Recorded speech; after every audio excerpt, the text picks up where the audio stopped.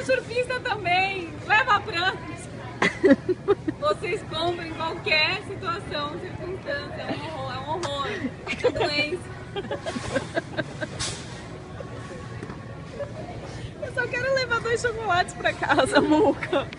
Ai, juro por Deus, juro por Deus. Olha, não tem. Também não tem. Tem condições. Devia ter escutado minha irmã.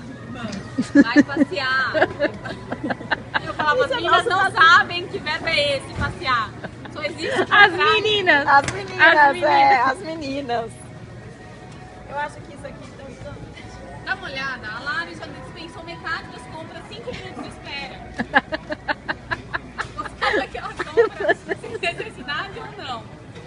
Não, olha aqui, isso aqui era da Laris, isso aqui era da Laris, isso aqui era da Laris, isso aqui era da Laris, isso aqui também era da Laris, isso aqui era da...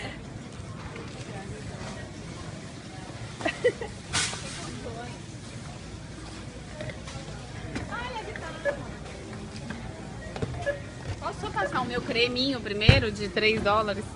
Peraí, alguém tem moeda?